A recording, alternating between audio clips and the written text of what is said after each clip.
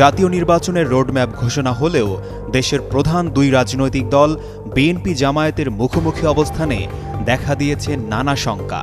কোন পদ্ধতিতে নির্বাচন হবে তা নিয়ে দল দুটির দূরত্ব এখন আকাশ পাতাল। তবে ফ্যাসিবাদ বিরোধী আন্দোলনে থাকা এই দুই দল নির্বাচন ঘিরে তৈরি হওয়া সংকট কাটিয়ে তুলতে বৈঠকে বসে। প্রায় 2 ঘণ্টা ধরে নানা হিসেব নিকেশে চলে সেই রুদ্ধদ্বার বৈঠক।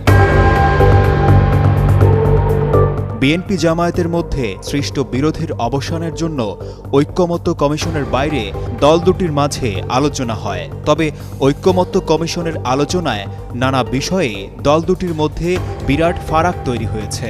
এর মধ্যে পিআর পদ্ধতি, সংস্কার, বিচার এবং জুলাই সনদ নিয়ে প্রকাশ্য মতবিরোধ দেখা দিয়েছে, যে কারণে অনেকেই যথাসময়ে নির্বাচন প্রশ্নে সংশয় প্রকাশ করছেন। পর্দার আড়ালে একটি মহল এই দুই দলের মধ্যে মতবিরোধ কমিয়ে আনার উদ্যোগ নেয়। এরই লক্ষ্যে গত মঙ্গলবার তাদের মধ্যে একটি বৈঠক অনুষ্ঠিত হয়। বৈঠকে বিএনপির পক্ষে একজন এবং জামায়াতের পক্ষে 2 জন শীর্ষস্থানীয় নেতা উপস্থিত ছিলেন। ঘণ্টা 2 আলোচনার পর অনেক বিষয়েই তারা একমত হতে পারেননি। ফলে মাঝপথেই আলোচনা থেমে গেছে বলে একটি প্রতিবেদন প্রকাশ করেছে দৈনিক মানবজমিন।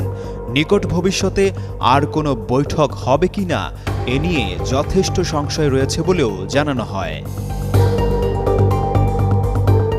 অন্যদিকে নির্বাচন কমিশন ঘোষিত রোডম্যাপের ব্যাপারে জামায়াতে ইসলামী ভিন্ন মত দিয়েছে।